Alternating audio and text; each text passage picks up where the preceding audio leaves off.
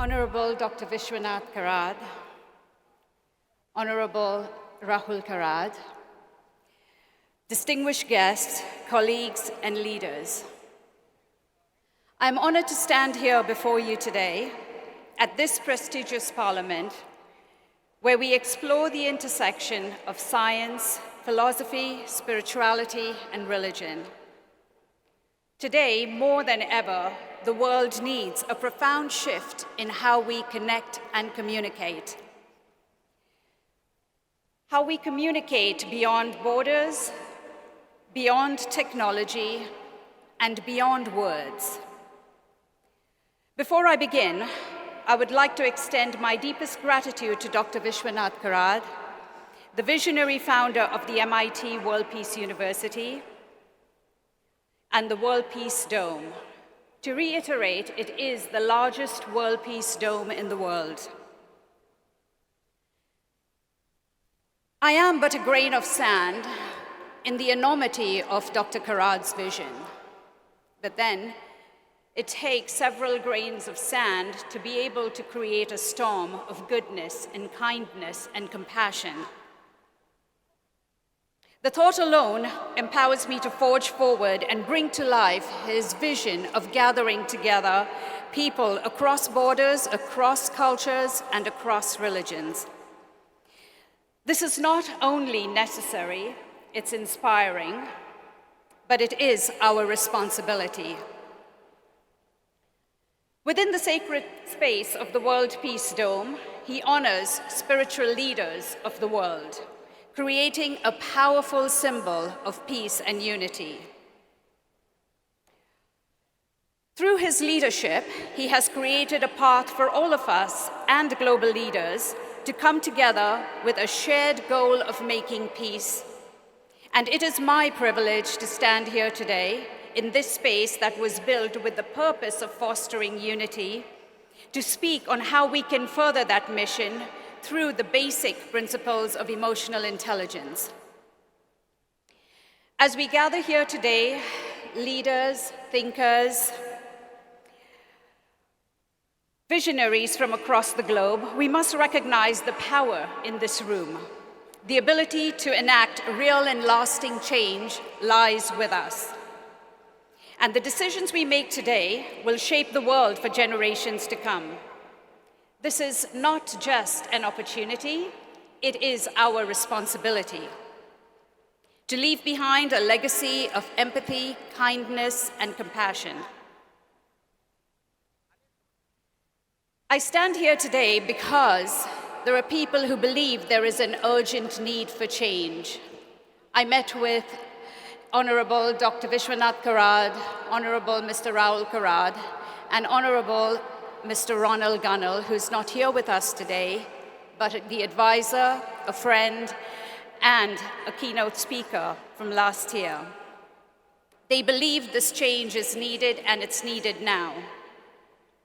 As the founder of the Power of Words Foundation's Band Bond initiative, which started in fashion, fashion is a powerful voice. Fashion covers technology, education, film, and art. I leveraged the voice of fashion to create this change, and the role that fashion played started in the United States, was nominated by the Italian Fashion Chamber and the United Nations. It was presented in the Middle East, and I stand here today in India. The program is more than just a tool. We deliver a universal message that originates from our Indian roots. It transcends culture, religion, gender, and age. It speaks the language of emotions, which every human understands. And it is based on the basic philosophy of the chakras.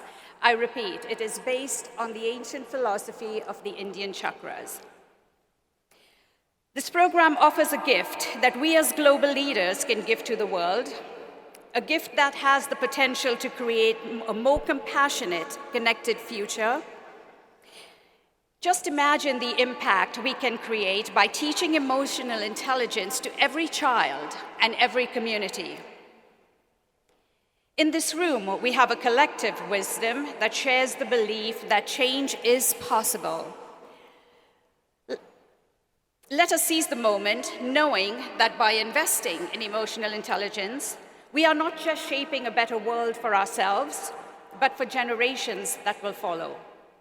Let this be our legacy, the greatest gift we can give to the world and to humanity. As we continue to advance in technology and look towards the future, it is easy to forget our roots, where we come from.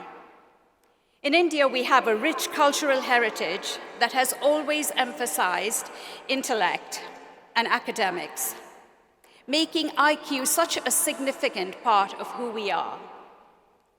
But IQ without EQ leaves us unbalanced. Our Indian culture already offers this balance through our spirituality that is profoundly and deeply embedded within us.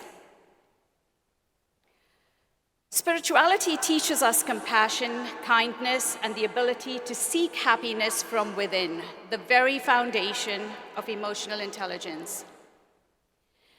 And as the world gravitates towards traditions and practices like yoga and meditation, we must recognize that these ancient traditions, born from our cultural roots, are not merely paths to relaxation. They serve as profound bridges between our inner and outer worlds, guiding us to reach deep within and align with our true essence, and transform how we engage with the world around us. It is crucial for future generations to connect with this foundation, ensuring that as we move forward into the future, we do not lose sight of what makes us truly whole. I was born in a suburb of Bombay, where my Indian culture became the foundation of who I am today. What it taught me was the importance of spirituality, resilience, and tradition, which have shaped my understanding of the world.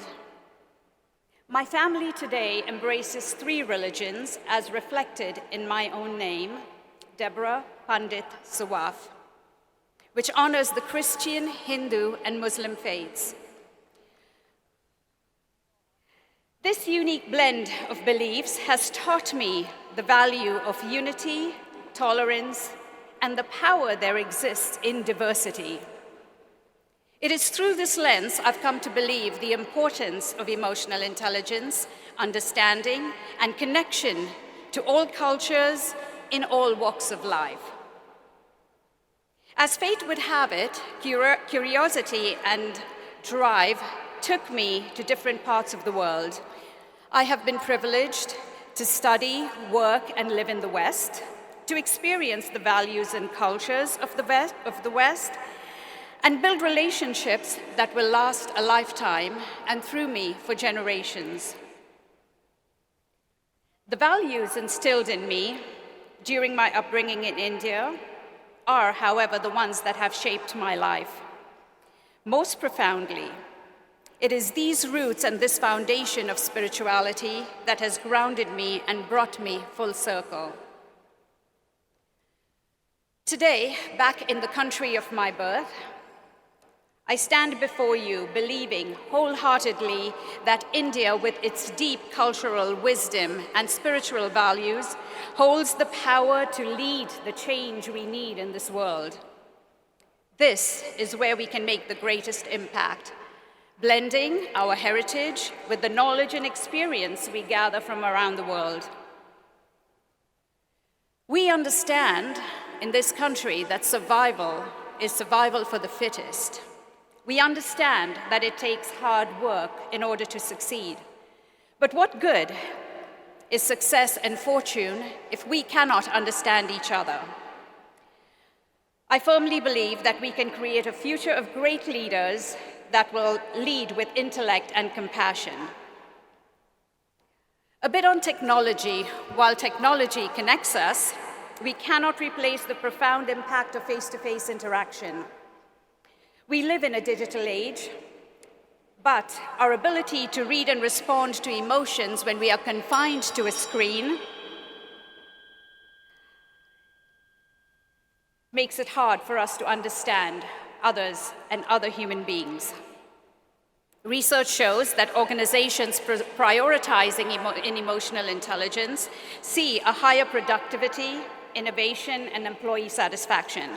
Yet, fewer than 20% of companies today qualify as emotionally intelligent organizations.